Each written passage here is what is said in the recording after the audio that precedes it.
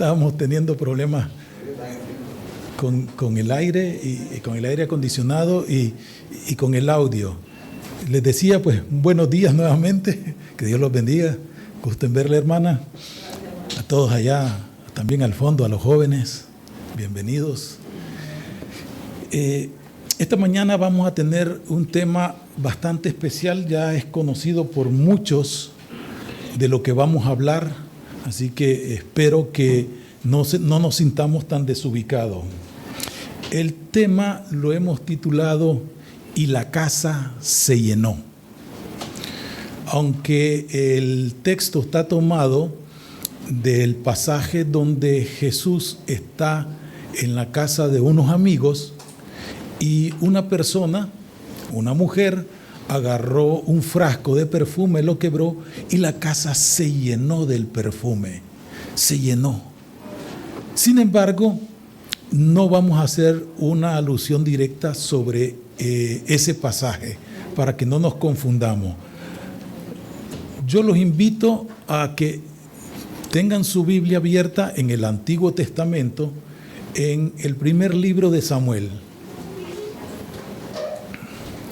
En el primer libro de Samuel, para que el primer libro de Samuel, voy a hacerles como un resumen de este libro. Ya saben, el capítulo 1, 2, 3 habla sobre el nacimiento del profeta Samuel, el último de los jueces. En el capítulo 4 se habla sobre los filisteos que se metieron al territorio de Israel y ellos capturaron el arca de Dios y se la llevaron. Ya en el capítulo 5, siempre de Primera de Samuel, ya el arca está en la ciudad de los filisteos, en una ciudad llamada Asdod. Eso en hebreo significa devastador, asolador.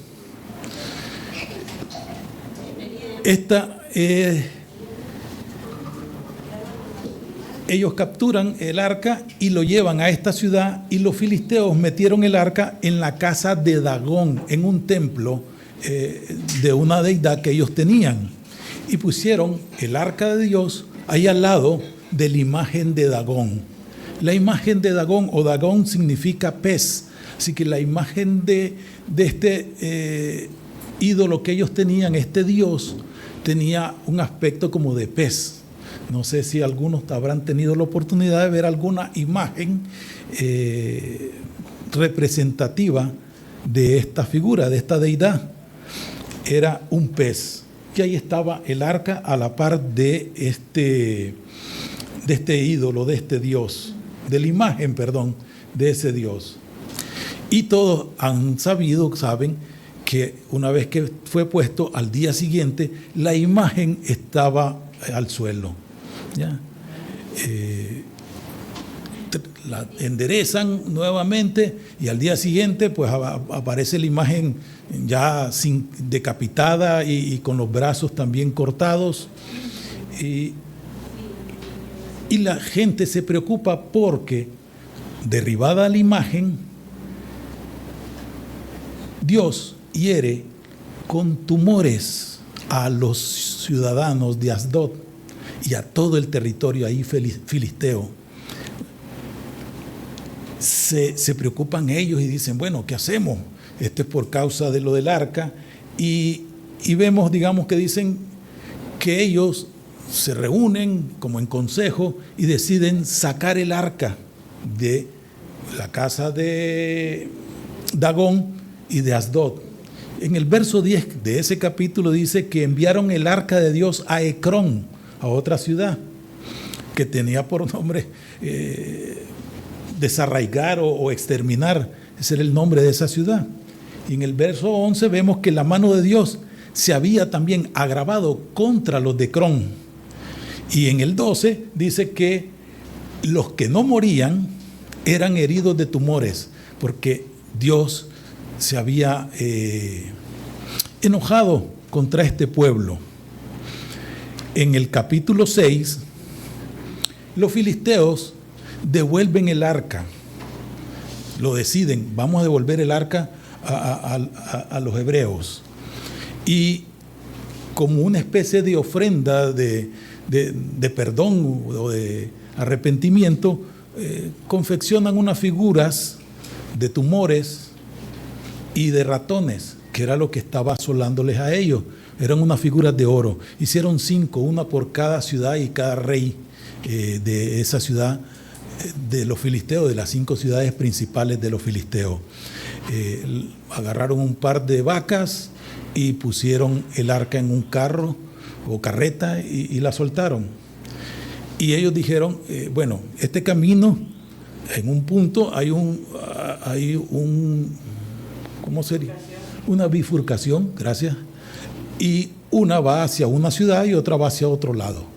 Se agarra para la ciudad de Bet-Semes, quiere decir que esto que sucedió era de Dios, el Dios de los hebreos, del Dios real y verdadero. Si se va para el otro lado, pues pasó porque quién sabe quién. Bet-Semes significa la casa del sol o templo del sol. Esto en hebreo, para aquellos que anotan y les gusta un poco de lingüística. Y es el nombre también de varias ciudades bíblicas, siendo la más destacada una ciudad levítica. ¿Ya? Estas son ciudades hebreas, pero era una ciudad levítica. No vamos a explicar lo que es un leví, era un levita, de los hijos de Leví. En el verso 13 de ese capítulo 6, los de Bet-Semes estaban segando el trigo ahí en el valle y al alzar los ojos vieron que venía el arca y se regocijaron cuando la vieron. Y en el verso 14 dice que el carro en el que venía se paró allí donde había una gran piedra, y los que recibieron o se encontraron con el arca, pues cortaron las maderas del carro y con eso hicieron un holocausto, y las vacas que venían con el carro pues las sacrificaron y se las ofrendaron a Dios. Ya en el verso 15 dice que los levitas bajaron el arca de Jehová y la pusieron ahí en esa roca. También las joyas, las cosas de oro que traía, y las pusieron sobre esa gran peña, un peñón ahí. Los hombres dicen de que de Bet-Semes hicieron holocaustos y dedicaron sacrificios a Jehová aquel día. Recuerde que ellos eran levitas y por eso hicieron holocausto, hicieron sacrificio. Ya en el verso 19 de ese mismo capítulo dice que Dios hizo morir a los hombres de esa ciudad, Bet-Semes, porque ellos habían mirado dentro del arca de Jehová. Hizo morir del pueblo a 150,070 hombres por curiosos. No sé si de ahí venga el dicho que la curiosidad mató al gato, pero mató a un montón de levitas por curiosos, porque se atrevieron a ver el interior de la caja. Sí saben lo que tenía la caja o el arca. No tenía más que las tablas de la ley que Dios le había dado, bueno, las que había hecho Moisés, porque las que había dado Dios, Moisés las quebró, entonces él las tuvo que reproducir. Entonces estaban las tablas de la ley, los 10 mandamientos que conocemos, estaba la vara de Aarón y una muestra del maná que había caído en el desierto. Eso era lo que tenía. O sea, no había diamantes, no había escrituras de terreno, no había cuentas de banco, no había riqueza más que esos 3 elementos. Una vara seca que un día floreció, un maná que cayó del cielo y escrito en piedra los 10 mandamientos. El arca de Dios, el arca de la alianza, el arca del pacto, tiene diferentes nombres con que se le designa a este elemento. Era un elemento, es todavía un elemento sagrado, ¿ya? Sagrado. Y Dios dio instrucciones claras tanto a Moisés como al pueblo de cómo debía tratarse, manejarse y cuidarse el arca de la alianza. Nos vamos a Primera de Samuel, capítulo 7.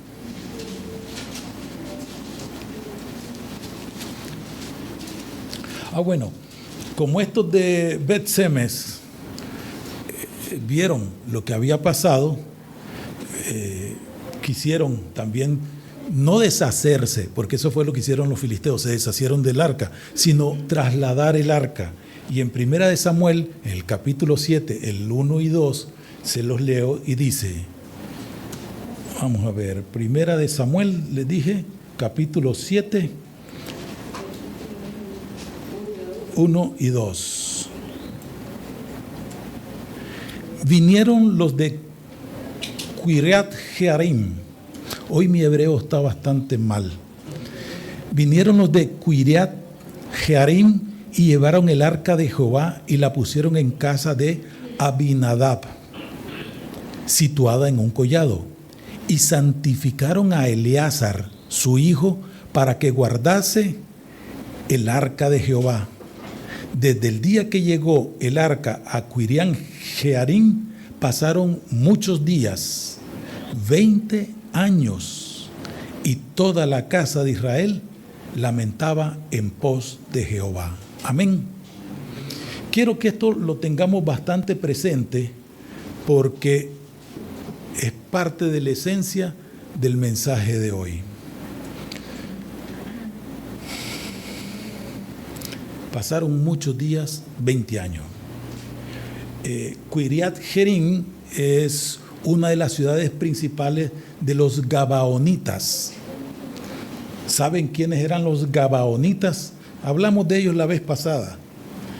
Este era un pueblo cananeo, o conocido como los Heveos, con H y V, Heveos, que ellos, temiendo ser exterminados cuando Josué, esto fue muchos años, muchísimos años antes de este suceso, hicieron una alianza con Josué.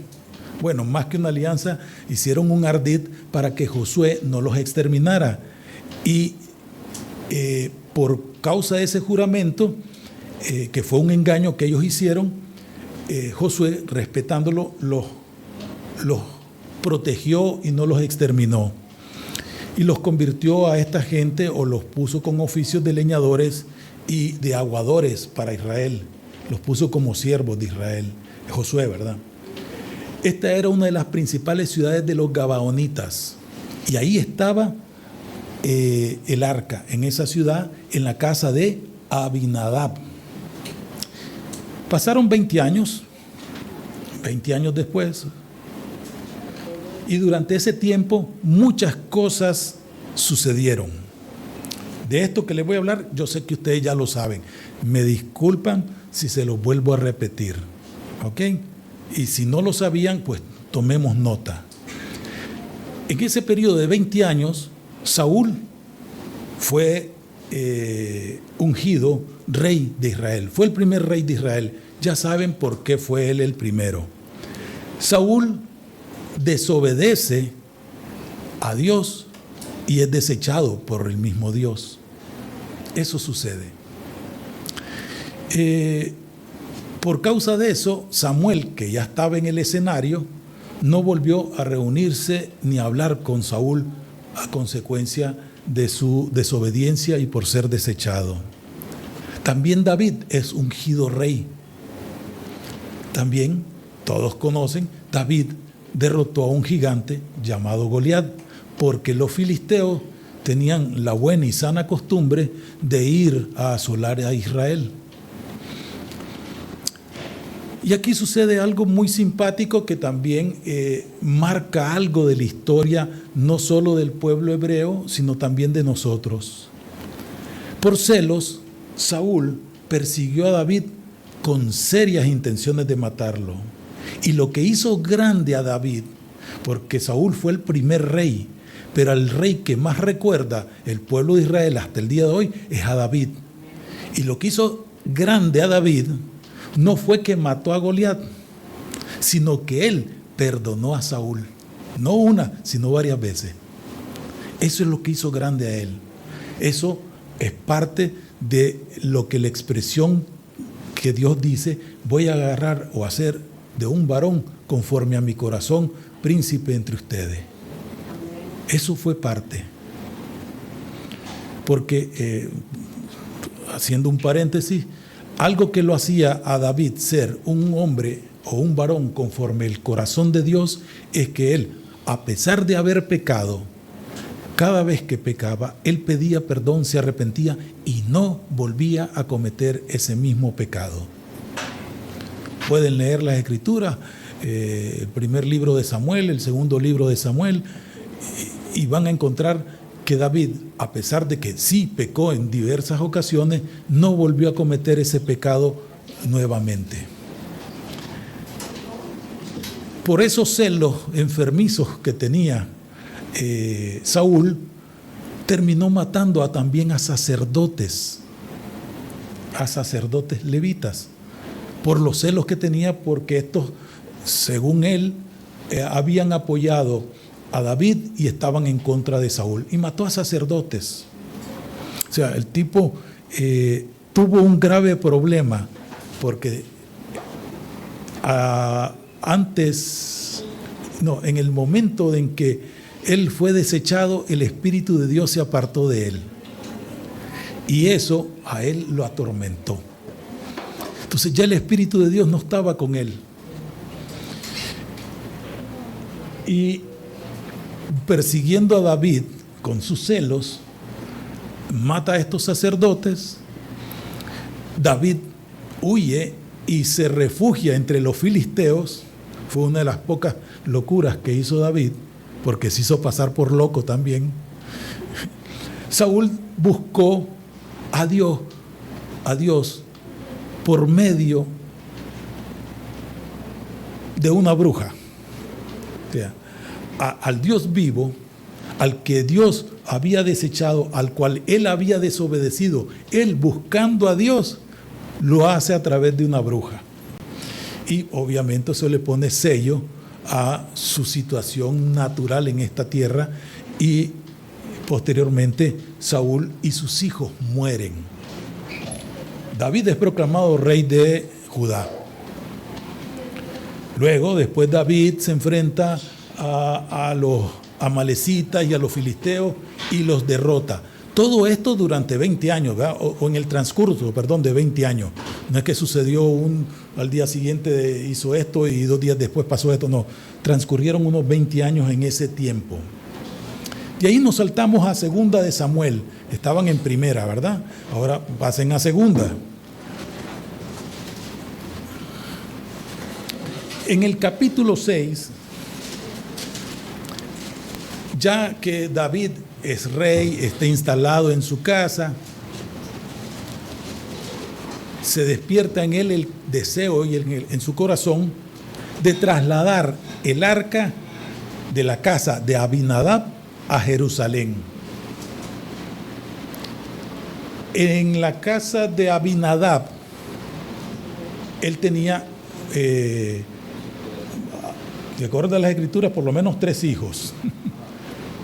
El primero, o que se menciona, ya se los mencionó, fue, no prestaron atención, Eleazar. ¿Se acuerdan? Para que cuidara el arca. ¿Sí? ¿O no lo recuerdan? ¿Si se los mencioné o no se los mencioné? Ok. Pero habían otros 2 hijos, uno llamado Uza con Z, Uza, y Ahío, A-H-I acentuada O, Ahío, que eran hijos de Abinadab. Y cuando trasladaron el arca, y les menciono esto de los hijos o estas personas, por algo también más significativo que lo vamos a hablar a continuación, Ahío iba adelante del arca, y Uza iba atrás, y va guiando, parece, la carreta, Ahío, y el movimiento, en algún momento, un bache en el camino, no había mucho asfalto, y entonces hay un bache ahí, la carreta hace un movimiento en el que al parecer el arca podía caerse. Y Usa, de buen corazón, ve que el arca se va a caer y extiende las manos para evitar que se accidente el arca, que se caiga de la, ¿cómo se llama?, de la carreta. En el verso 6 dice: cuando llegaron a la era de Nacón, Uzá extendió su mano al arca de Dios y la sostuvo porque los bueyes tropezaban. Y el furor de Jehová se encendió contra Uzá y lo hirió allí Dios por aquella temeridad, y cayó allí muerto junto al arca de Dios. Ante este hecho, ante esta situación, David decide detener el traslado del arca porque dice: algo no está bien, algo pasó, y detiene ese traslado. En el verso 10 dice puntualmente: de modo que David no quiso traer para sí el arca de Jehová a la ciudad de David, y lo hizo llevar David a casa de Obed-Edom Geteo. Amén. Amén. Parece que se quedaron en Asdod y no acompañaron al traslado del arca. Esto también aparece en Primera de Crónicas 13:13, por si lo quieren buscar y ver. Obed-Edom, uno de los personajes principales de hoy. No el principal, porque el principal es Dios, es Jehová, es Jesús. Pero en esta historia, él es uno de los personajes de reparto importante. Obed-Edom significa trabajador, siervo, esclavo de Edom. El ser geteo, o asignarle Obed-Edom, el geteo o geteo. Geteo es el gentilicio de los de la ciudad de Gad, G-A-T, no gato en inglés, sino G-A-T, Gad. Ciudad filistea, de donde eran los gigantes, por lo menos los 5 conocidos: Goliat, el que derrotó David, Isbi-Benob, Saf, Goliat Geteo y otro que no tiene nombre, un sin nombre.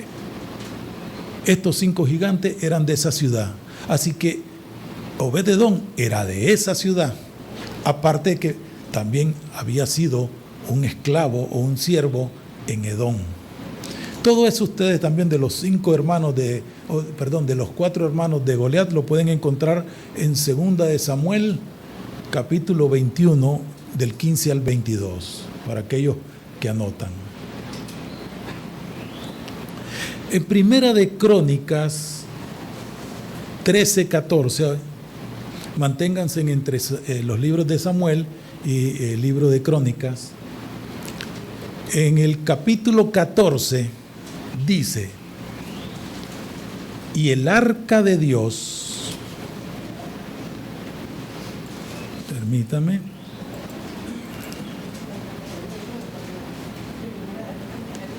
Primera de Crónicas 13:14, la pueden buscar también en 2 de Samuel 6:11. Primera de Crónicas, Primera de Crónicas 13, verso 14, o en 2 de Samuel 6:11. Voy lento porque en enseñanzas anteriores me dicen que yo hablo muy rápido y a veces cuando dicto las citas no les alcanzan a escribir. Entonces voy lento. Si sienten que de pronto estoy contándole la historia muy lento y me está aburriendo, bendito Dios. Por amor a ustedes voy lento. Hablo rápido a veces por el temor que tengo.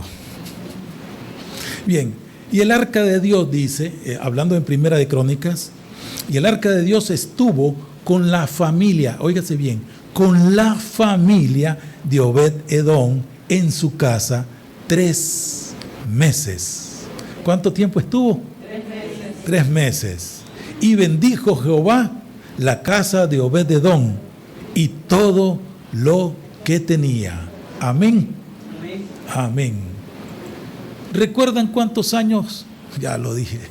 Estuvo en la casa de Abinadab. 20 años. ¿Y cuánto tiempo estuvo en la casa de Obed-Edom? 3 meses. Interesante. En el caso de Abinadab, los levitas le encargaron a un hijo de Eleazar, a un hijo de Abinadab, llamado Eleazar, que cuidara el arca. Pero en el caso de Obed-Edom fue a toda la familia. Lo acabamos de leer. Fue toda la familia. Y aquí me quiero detener un poco en la historia. Cuán importante es que todos nosotros involucremos a nuestra familia en este proceso o caminar en el Señor. Cuán importante. Escucho expresiones por un lado y por otro relacionadas a la prosperidad. Dios es el que prospera, es el que nos da la provisión, Dios es el que nos provee, Dios es nuestro ayudador, Dios hace que las cosas pasen. Pero hay algo que nosotros tenemos que hacer por nuestra parte. A uno le dio 5 talentos, a otro 3, a otro 2, 1. A cada uno de ustedes le ha dado talentos.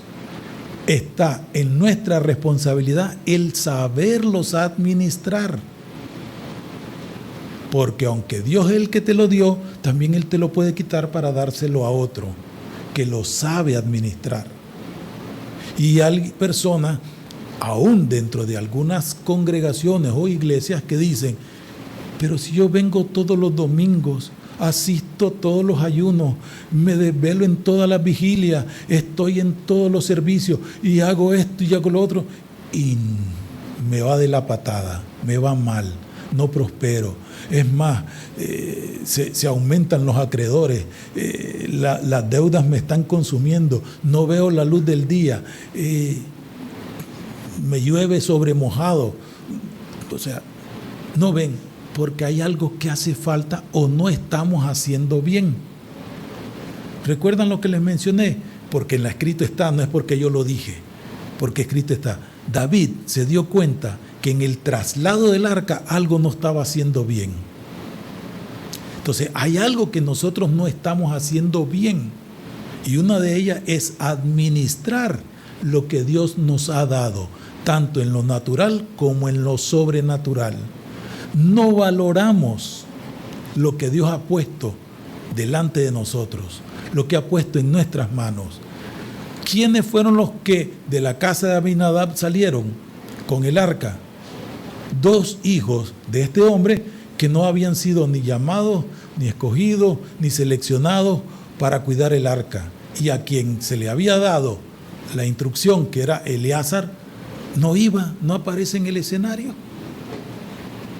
¿Sí lo notaron o no lo notaron? Amén. No lo notaron. No lo notaron. Entonces los invito a que vuelvan a leer. Los que anotan, a ver si me ayudan. ¿Cuál fue la cita que les mencioné?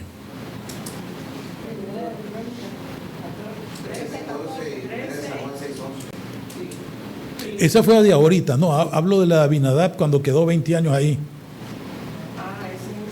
En 1 Samuel capítulo 7, en el verso 2, propiamente, pero el verso 1 y 2 dice: vinieron los de Quiriat Jearim y llevaron el arca de Jehová y la pusieron en casa de Abinadab, situada en el collado, y santificaron a Eleazar, su hijo, para que guardase el arca de Jehová.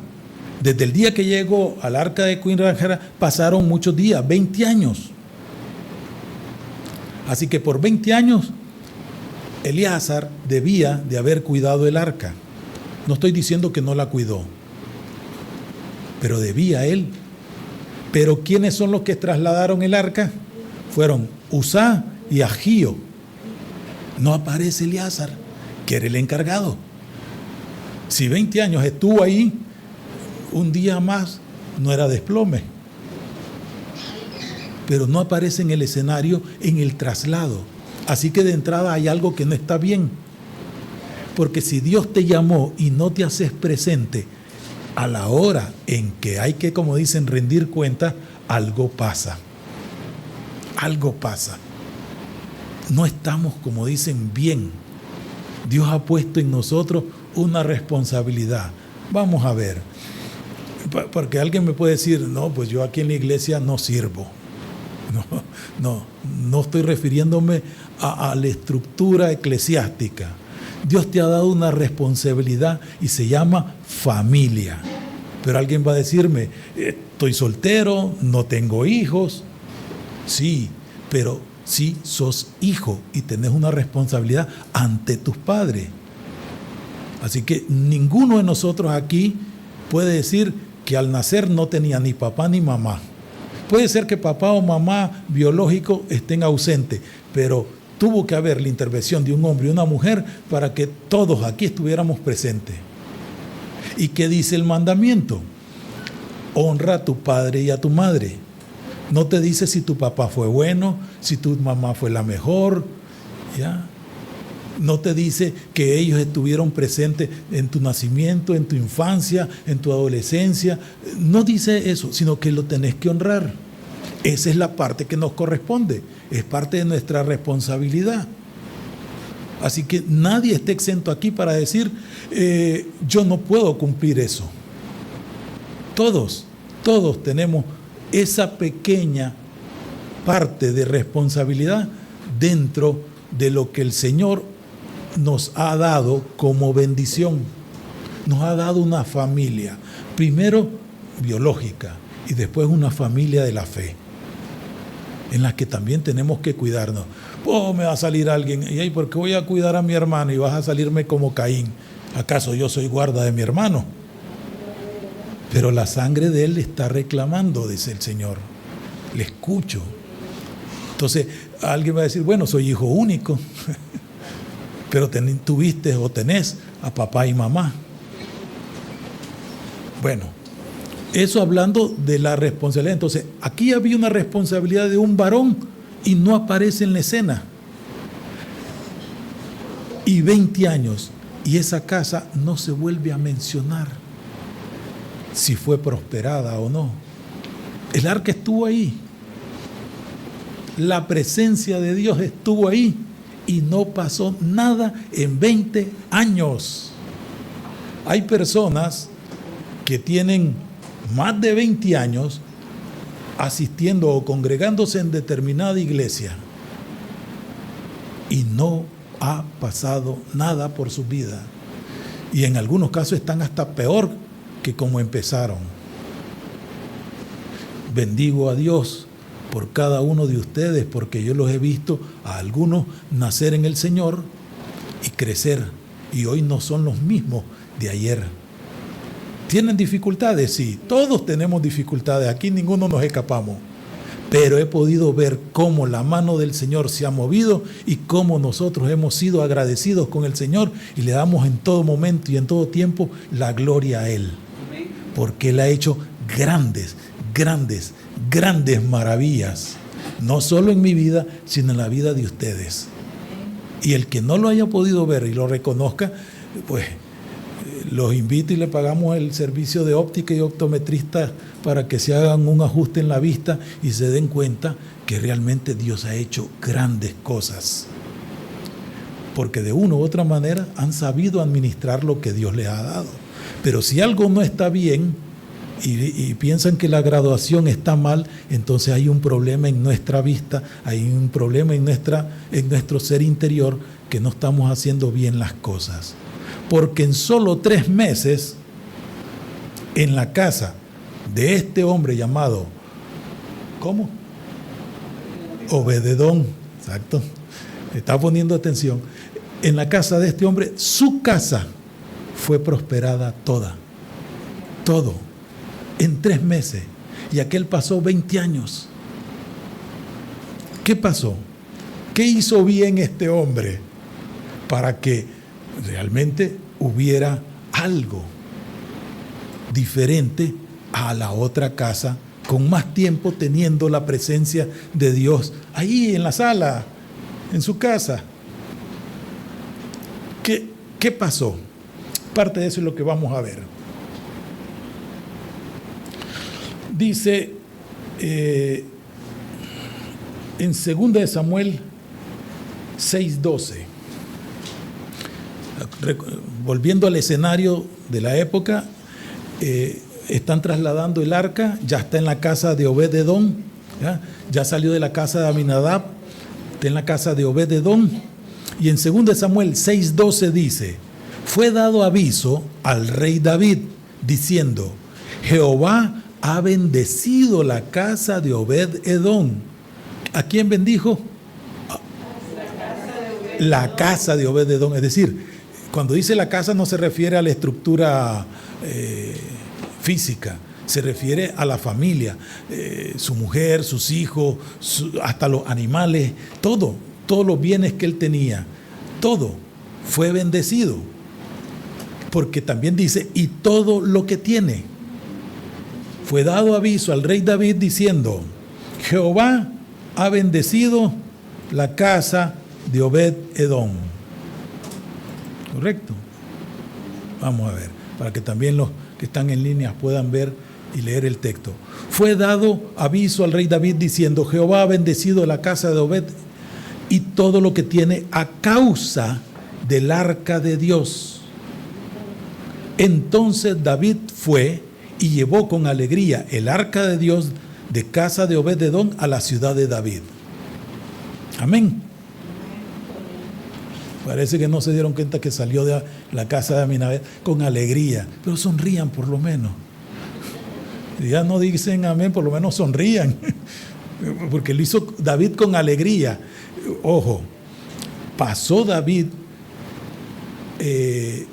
estudiando la manera en cómo tenía que ser trasladado el arca. Lo pasó estudiando las escrituras, ¿verdad? No es que se fue a Cambridge, Harvard, Oxford a sacar ahí estudios, títulos. Se puso a ver lo de las escrituras, consultando con los sacerdotes, con los levitas, qué pasaba.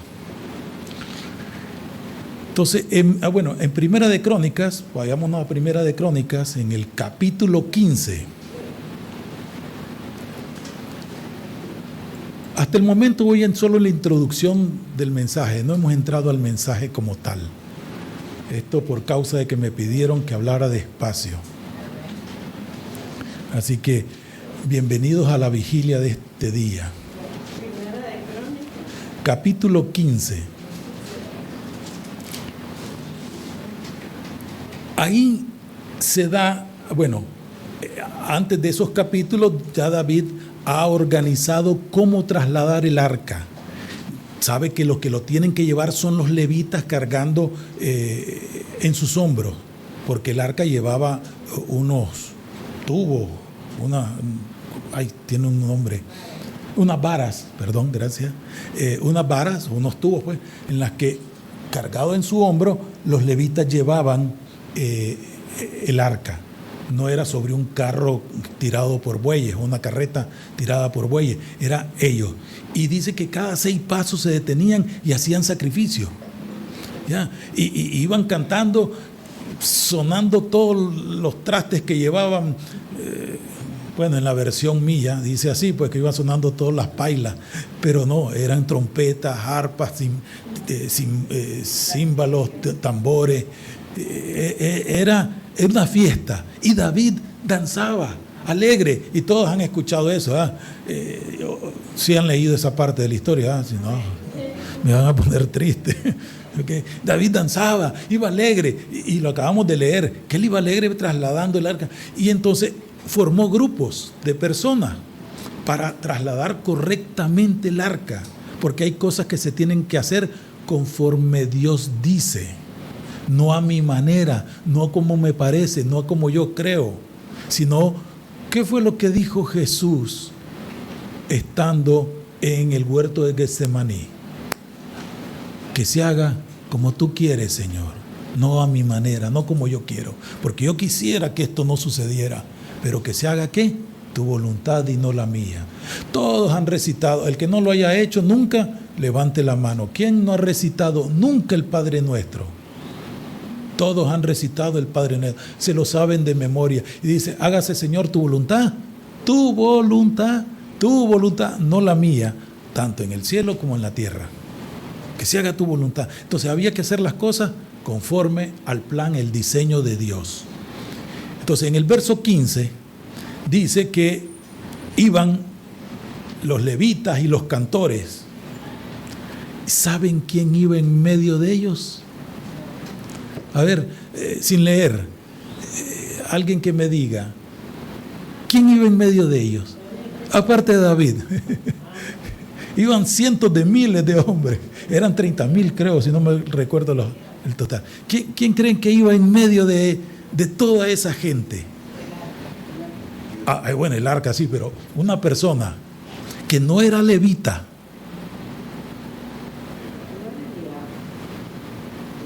Era Obed-Edom. Obed-Edom se había enamorado de la presencia de Dios en su casa. Y él se le llevan el arca, se le llevan la presencia y no quiere dejar. Y si sabe que el arca se va, él se va con el arca. Como dicen en la versión Waldemar habla hoy, si se fue el balde, para que se vaya el mecate. Y dijo Obed-Edom, no, se me va el arca, yo tengo que ir. E iba en medio de los levitas, de los cantores, y él no era un levita, había sido un esclavo en un tiempo y vivía en una ciudad de gigantes, filisteo, y estaba ahí en medio también gozándose, alegrándose, porque ahí iba el arca, iba la presencia de Dios. Eso había hecho que su familia y él fueran bendecidas, porque se enamoró de la presencia del Señor.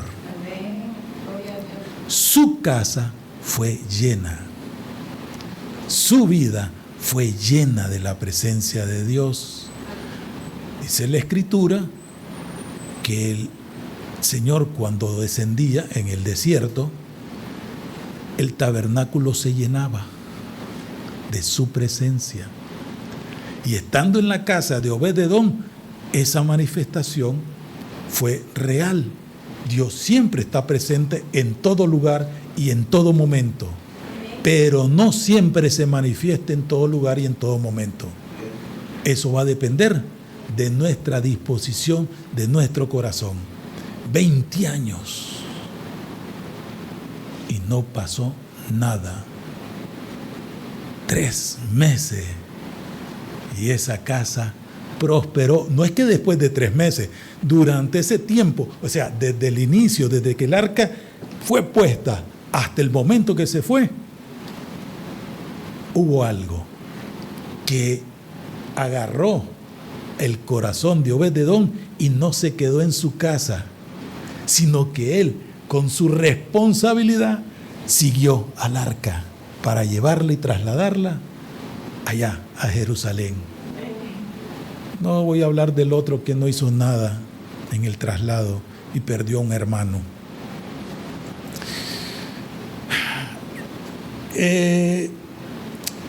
Bueno, Primera de Crónicas 15:18, Primera de Crónicas, que es donde estaban, 15:21, en el 15:24.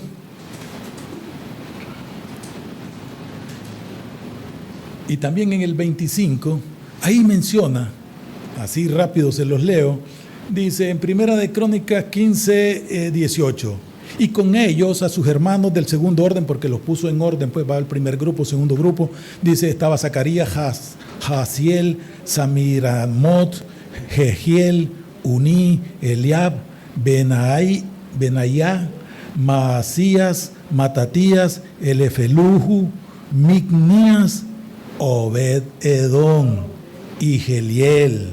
Solo por mencionar los nombres. Igual lo mismo sucede en el verso 21, en el verso 24, ¿ya?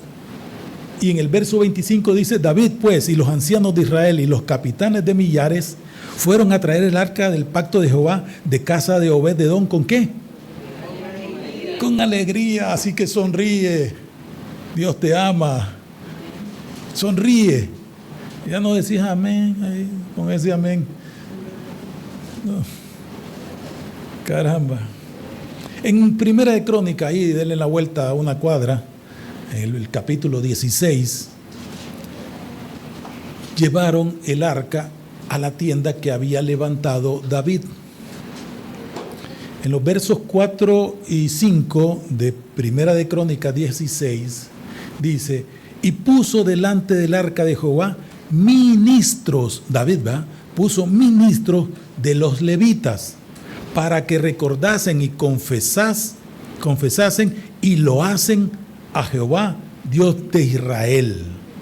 ¿Y saben quién estaba ahí como ministro de los levitas? Ya no solo como un levita, sino como un ministro, o sea, como alguien jerárquicamente superior o con autoridad.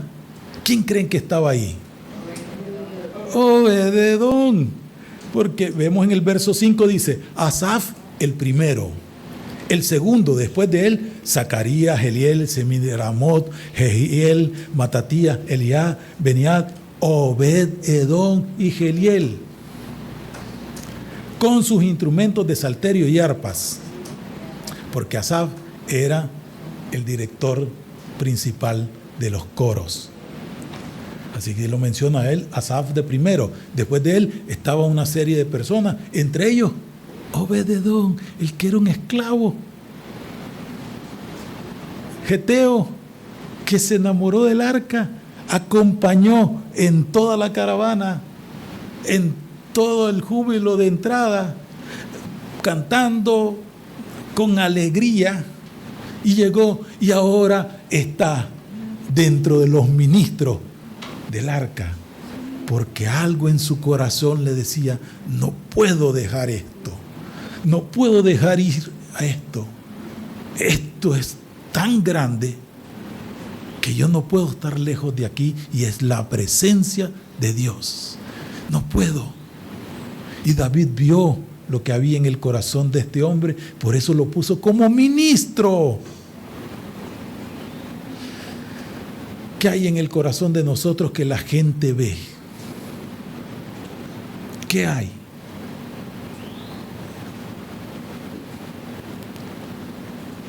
Si nos pusiéramos más violentos, ¿qué ve Dios en nuestro corazón en este momento? ¿A dónde nos pondría? Porque lo importante, óigase bien, no es donde Dios te pone, es lo que haces donde Dios te pone. Eso es lo importante. Porque a un fulano, un día lo puso en el monte de Dios y se enorgulleció y lo mandó al suelo. Así que lo importante no es dónde te ponen, es qué haces donde te ponen. ¿Qué hizo Obed-Edom en 3 meses? Lo primero que hizo fue recibir el arca. Y 2, cuidarla. Y se enamoró de la presencia de Dios. Y no la soltó porque la siguió. Y ahora está como ministro, cuidándola. En el capítulo 16, siempre el primer libro de Crónica, versos 37-38, dice: y dejó ahí delante del arca del pacto de Jehová, David, ¿verdad? Y dejó ahí delante del arca del pacto de Jehová a Asaf y a sus hermanos, para que ministrasen de continuo delante del arca cada cosa en su día. Y a Obed-Edom ya no lo menciona como el 5º, 6º u 8º en la lista, ya lo menciona de primero. Y a Obed-Edom y a sus 68 hermanos. Léanlo. Es decir, Obed-Edom, el arca la presencia de Dios impactó de tal manera a Obed-edom y a su casa. ¿Quiénes fueron prosperados? Obed-edom y su casa y todo lo que tenía. Así que Obed-edom y sus 68 hermanos, y Obed-edom, hijo de Jedún, y a Josa como porteros. David, para ese entonces, tenía unos 35 años. Obed-edom, no sé qué edad tendría, pero recibió el arca. Era un esclavo, o fue un esclavo, un siervo de otro pueblo. Vivía y creció en una ciudad filistea. Se enamoró de la presencia del Señor, la buscó y no la dejó ir. Llegó a ministrar la presencia del Señor y ahora está como portero, como guardián del arca, cuidando esa presencia. Nosotros, todos aquí alguna vez habrán tenido una experiencia espiritual en que pueden decirlo, sí, sentí la presencia del Señor en mi cuerpo, en mi mente, en mi espíritu, la presencia de Dios me acompañó. Pueden decirlo y no quiero que lo tomen como que me estoy burlando, no. Respeto que cada quien lo exprese porque Dios se manifiesta como Él quiere, donde quiere y con quien quiere. Es soberano. Si a alguien hizo que se le pusiera la piel como de gallina, que le llama piel de gallina, o a otro lo hizo llorar, o a otro lo hizo cantar, bien, porque Dios es soberano y nosotros, si nos disponemos, podemos expresar parte de la grandeza que Dios está manifestándonos en un momento. Y este hombre, a pesar de todo, es decir, haber sido un esclavo, un siervo, ahora haber acompañado el arca con alegría, con júbilo, con música y canto, estar en la presencia del Señor, en su tienda, en su casa, ministrando y ahora cuidando de esa presencia, cerca, sabe que está aquí la presencia del Señor y de aquí no me quiero mover, ya, de aquí no me quiero mover. Cuando esto sucede, David tiene unos 35 años, cuando se llevó el arca a Jerusalén, y tenía más o menos unos 70 años cuando puso a Salomón, su hijo, como un sucesor. En Primera de Crónicas, capítulo 23, vámonos para adelante.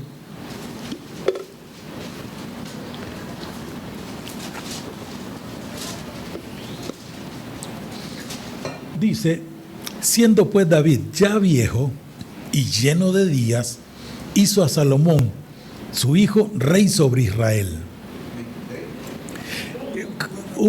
El primer libro de Crónicas, capítulo 23, verso 1. Chapter 23, verse 1. You got it, my friend? I got it, okay. Lo dije así en lenguas porque el hermano interpreta la lengua. Primer libro de Crónicas 23, uno dice que ya David estaba viejo y hizo a Salomón rey de Israel.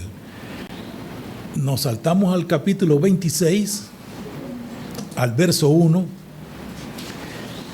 Ya David, siendo viejo, han pasado 70 años, más o menos. Ya días más, días menos, pero en el capítulo 26, verso 1 dice, también fueron distribuidos los porteros.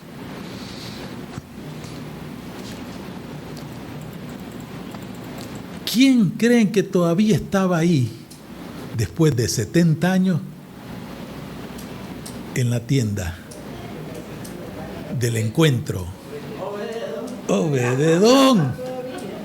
Obed-edom ya también estaba viejo, si ya tenía hijos, ya era adulto y ya habían pasado 70 años, todavía está ahí, de pie, firme. Firme en la presencia de Dios, cuidándola. Y dice el capítulo 26, versos 4 y 5. Los hijos de Obed-edom: Semaías, el primogénito; Jozabad, el segundo; Joa, el tercero; el cuarto, Sacar; el quinto, Natanael; el sexto, Amiel; el séptimo, Isacar; el octavo, Peultai. Y miren lo que dice a continuación: porque Dios había bendecido a Obed-edom. No solamente por 3 meses, sino por años siguió bendiciendo Dios a Obed-edom. Porque a pesar de ser viejo, ya tenía ¿cuánto? 8 hijos. 8 hijos. Y no solo eso, los hijos también están ahí sirviendo. Los hijos también están sirviendo, atendiendo.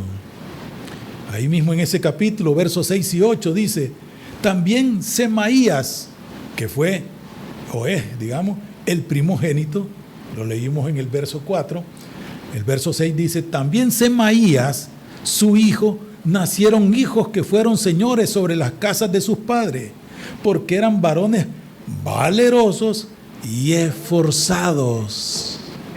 ¿Le suena bien esa expresión? Perdón, no es que le suena bien. ¿Le suena conocida esa expresión, valerosos y esforzados? ¿A quién se le escucharon o a dónde lo habrán leído? Josué. Esfuérzate y sé valiente. ¿Para qué? Ok. Correcto. Para escuchar, atender, obedecer a su Dios. Porque le dice Dios: no te apartes de esta palabra, de esta escritura, ni a derecha ni a izquierda. Y así te irá bien. Y harás prosperar tus caminos. Y todo te va a salir bien. No solo a vos, sino también a tus hijos. Y eso se aplica ahí en Obed-edom, que no solamente sus hijos, sino que ahora los hijos de sus hijos. ¿Conocen a alguien que fue bendecido en sus hijos, sus nietos y sus bisnietos, ahí en las Escrituras? ¿Saben de alguien? Ay, no me digan. Bueno, sí, Abraham, pero que haya esta persona visto a sus hijos, nietos y bisnietos. Job, exactamente, hermana. Job, por algo está donde está. Job, porque dice que fue, y en esto, si han leído bien, dice que después de todo lo que le pasó, Dios le devolvió el doble. ¿Sí lo escucharon? Digo, lo leyeron. Dice que fue prosperado en doble. Si tenía X número de bueyes, se lo duplicó. Si tenía número de camellos, se lo duplicó. Pero en el caso de los hijos, no se los duplicó. Le dejó siempre 10 hijos, porque fueron 10 los que murieron. Debería haber tenido 20, pero solo 10. Pero Dios, en promoción, como dicen, cuadriplicó, porque le permitió ver hijos, nietos, bisnietos y tataranietos, o sea, hasta la 4ª generación. Lleno él de vida. Sí. Agrandado, 20 pesos más y se lo agrandaron. Ok. Así que este Obed-edom, que todavía estaba sirviendo, a pesar de ser viejo, y si alguien me sale aquí diciendo: no, yo ya soy viejo, no sirvo para nada. Bueno, aunque sea de mal ejemplo, serví. Pero serví de algo. Servíle al Señor. Aquí... todos los jóvenes menores de 99 años hay espacio para servir en esta congregación. A los mayores de 99 años sí le tenemos que pedir que traigan una carta firmada por sus padres para que les dé permiso para servir. Pero a todos los menores de 99 años hay espacio para servir al Señor, no en esta casa, sino en la casa en la que ustedes habitan, en su familia, con su familia. Tienen hijos, tienen nietos, y algunos puede ser que tengan hasta bisnietos. tienen esa responsabilidad. Dice que Dios había bendecido a Obed-Edom, así que los hijos, nietos, bisnietos y todos los que vinieron después agarraron, como dicen, la terminación de esa bendición por causa de que hubo un hombre que se enamoró de la presencia de Dios y permitió que se llenara la casa. Todavía no he empezado a predicar, estamos solo en la introducción, así que no se me emocione, hermano.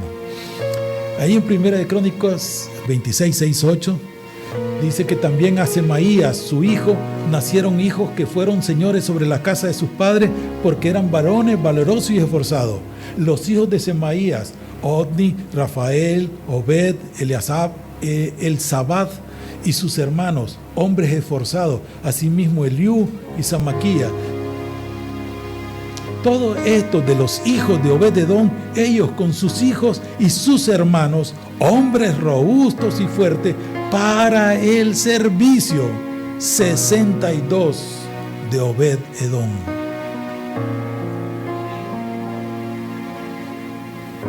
Lo que hoy estás haciendo a los ojos de Dios no va a pasar desapercibido. Tus hijos puede ser que sean los que cosechen lo que hoy estás sembrando, y tus nietos sean los que disfruten de lo que cosecharon sus padres, que son tus hijos. Dale gracias a Dios por lo que Él te ha puesto, te ha dado. No te quejes con lo que tenés. Disfrútalo, gozate. Yo quisiera tener una casa diferente, sí, pero estoy contento con la que tengo. Todos aquí tienen casa propia. ¿O hay alguien que está rentando? No, todos tienen casa propia. Es una bendición. Muchos también tienen vehículos. Muchos de sus hijos están en estudios y tal vez ustedes no tuvieron la oportunidad de estudiar. Y sus hijos sí, han llegado a la universidad. Otros ya son profesionales. Es bendición de Dios. Seguí enamorado de la presencia de Dios. Permití que se llene tu casa, que se llene tu corazón de la presencia del Señor. Involucra a tu familia, involucrala. Ora por ellos. Ora por ellos, porque si no conocen al Señor, a través de tu testimonio, ellos van a llegar al Señor. Puede ser que tengamos algunos hijos rebeldes, descarriados, duros de cerviz, tardos de entendimiento. Pero si Dios ya me bendijo a mí, ya te bendijo a ti, tened por seguro que eso, como dicen en el argot beisbolero, pique y se extiende. Tus hijos, tus hermanos, tu familia, todos tenemos que llegar a enamorarnos del Señor y dejar que se llene la casa de su presencia. Y vamos a crecer, como dicen, robustos y fuertes. Tal vez guapos como yo no, pues, pero sí van a ser robustos y fuertes en el Señor.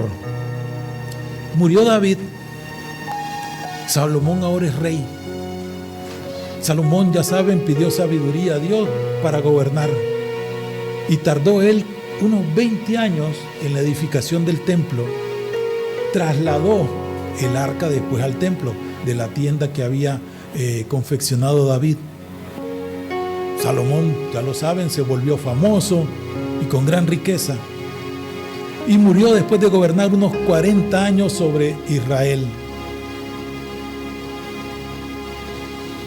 El reinado de David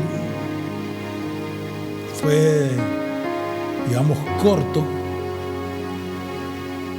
pero después de la muerte de Salomón, el reino se dividió en dos. Y después vinieron muchos reyes, varios reyes. Al 9º rey de Judá, uno llamado Amasías, Este vino reinando como unos 200 o 300 años después. Y se menciona en Segunda de Crónicas. No piensen que Obed-Edom estaba vivo. Si alguien me va a salir, ay, y estaba todavía Obed-Edom ahí, ya viejo, cacreco. No estaba, ya estaba muerto, han pasado 300 años. Segunda de Crónicas 25-24 menciona algo muy significativo. Estamos hablando que el que está gobernando se llama Amasías, 9º rey de Judá.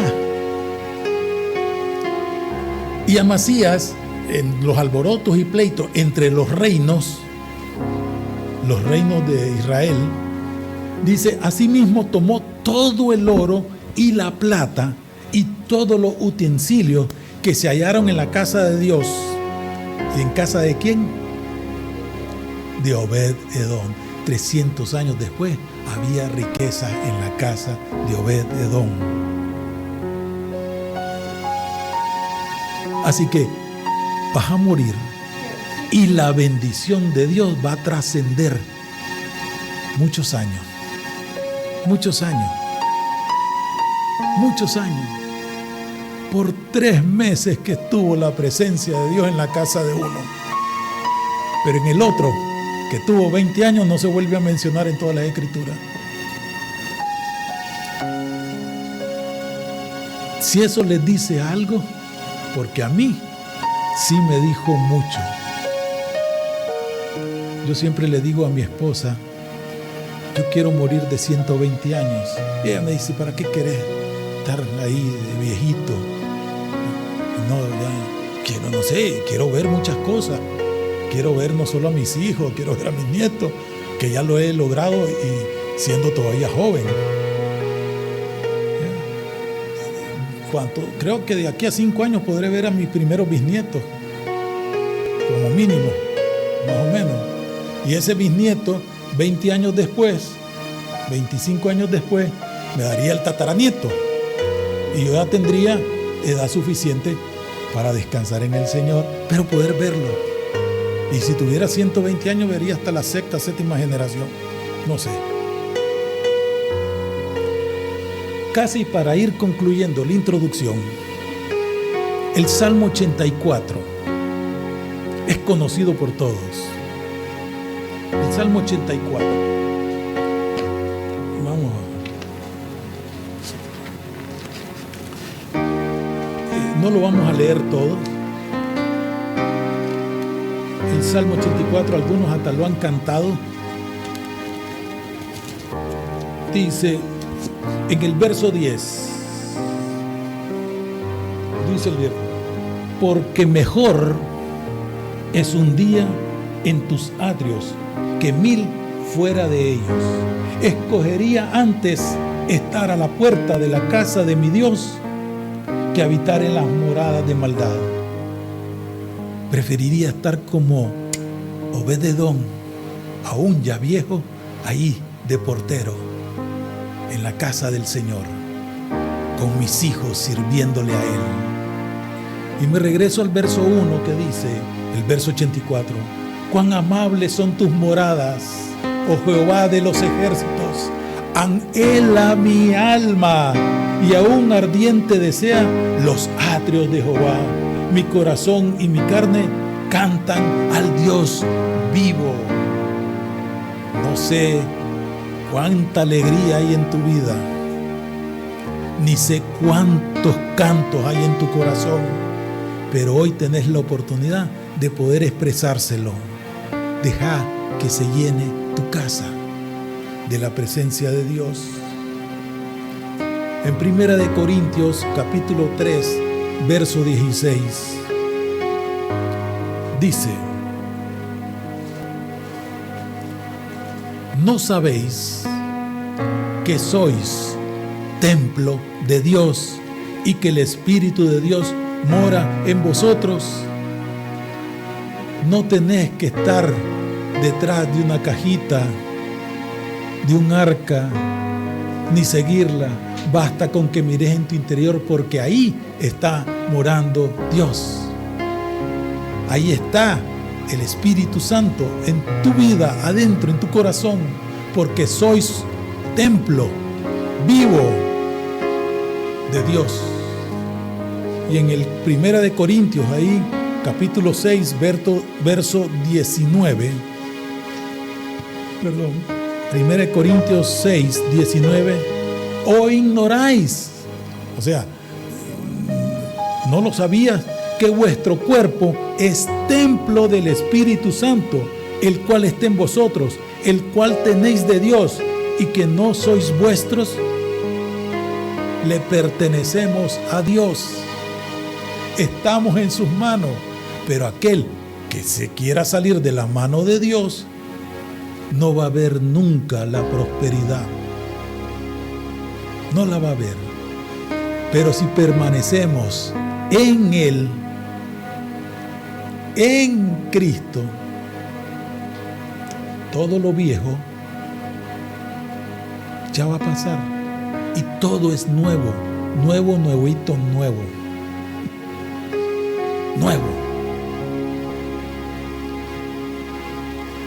Ya para cerrar la introducción, en el Éxodo capítulo 33 se habla de la promesa, de la presencia de Dios. Esa promesa que Dios prometió hasta hoy se cumple. Y en el capítulo 33 del libro de Éxodo, en el verso 14, y Él, refiriéndose a Dios, este es para usted, este es para mí, este es para todos nosotros que hemos creído en el Dios vivo. Y Él me dijo, mi presencia irá contigo y te daré descanso. Así que, igual que Moisés, podemos decirle como en el verso 15, si tu presencia no ha de ir conmigo, no me saques de aquí. Gálatas 6:15, digo pues, andad en el Espíritu y no satisfagáis los deseos de la carne. Andad en el Espíritu. Y con esto cerramos para darle la gloria a Dios en este tiempo. Efesios 5:18b, o la segunda parte. Antes bien, sed llenos del Espíritu.